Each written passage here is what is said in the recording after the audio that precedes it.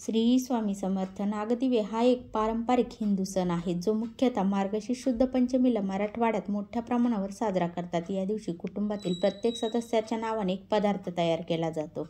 यानंतर त्याला दुप्पट तुपात दिवा लावून पूजा केली जाते. हा सण कुटुंबातील आजी माजी सदस्यांची आठवण करून देणाऱ्या दिव्याचं स्मरण करण्यासाठी आणि नात्यातील गोडवा हा सण देवदीपावलीनंतर येतो आणि घरातील प्रत्येकासाठी खास नावाने पदार्थ बनवून तो दिवा मानून पूजा केली जाते. या दिवशी घरातील सर्व सदस्यांच्या नावाने काही पदार्थ हे केले जातात, जसे की अनारसे, लाडू, बासुंदी, श्रीखंड, साखर वगैरे अनेक पदार्थ. हे पदार्थ घरात बनवले जात असत, पण आता ते विकतही घेतले जातात. मग हे सर्व पदार्थ एका ताटात घेऊन तसेच ते दिवे घेऊन त्यांची पूजा केली जाते आणि त्या दिव्यांचे आशीर्वाद सर्व घरातील सदस्यांना दिले जातात. या सणाचा हेतू दीर्घायुष्य, कुटुंबातील एकता व संस्कृतीचे संवर्धन आहे.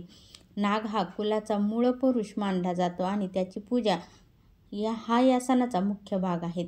यावर्षी 2025 मध्ये हा सण उद्या 25 नोव्हेंबर रोजी आहे.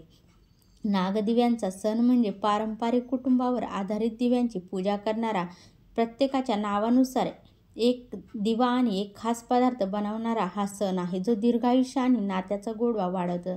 नागदिवे हा चंपाषष्ठीच्या आदल्या दिवशी येणारा एक गोड आणि कौटुंबिक सण आहे. या सणाचे मुख्य वैशिष्ट्य म्हणजे प्रत्येक घरातील सदस्याच्या आवडीनुसार शक्यतो त्याला सर्वात जास्त आवडणारा एक गोड पदार्थ तयार करून तो त्या व्यक्तीच्या नावाने देवापुढे ठेवला जातो. या पदार्थांची मांडणी एका ताटात केली जाते आणि त्याभोवती फुलवात लावून ती फुलवात देवाला ओवाळली जाते.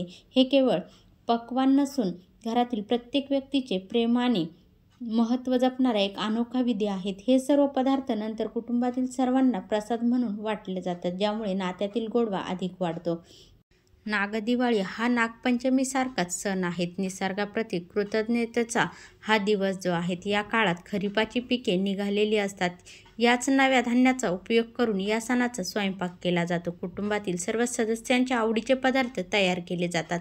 या सर्व पदार्थांच्या वर पुरणाचा अथवा कणकेचा दिवा लावून त्यावर कुलदेवांची पूजा केली जाते.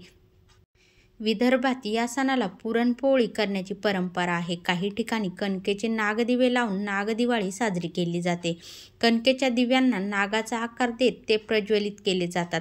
नाग हा शेतकऱ्याचा मित्र म्हणून त्याचे पूजन केले जाते. नागदेव हे अनेकांचे कुलदैवतही आहेत. त्यानिमित्ताने पुरुषाची कुलदेवीची पूजा करून स्मरण करून त्यांना गोडाधोडाचा नैवेद्य दाखवला जातो. तसेच घरात जेवढे सदस्य आहेत तेवढे गोड पदार्थ करून त्यावर दिवा लावण्याची प्रथा आहे. दिवाळी, देवदिवाळी आणि यानंतर नागदिवाळी साजरी करण्याची परंपरा असून यात महत्त्वाचे म्हणजे दिवे आहेत. आपल्या जीवनातील अंधकार दूर होऊन प्रकाश यावा हीच यामागील श्रद्धा आहे. नागदिवाळीला लावण्यात येणारा दिवा हे दीर्घायुष्याचे प्रतीक व नाग हे कुलाचा मूळ पुरुषाचे प्रतीक मानतात. या मूळ पुरुषाच्या कृपेने घरातल्या ज्या व्यक्ती आहेत त्यांना दीर्घ आयुष्य लाभावे असा याचा हेतू आहे. व्हिडिओ आवडल्यास लाईक, शेअर, कमेंट करा. चॅनलवरती नवीन असाल तर चॅनलला सबस्क्राईब करा. श्री स्वामी समर्थ. जय जय स्वामी समर्थ.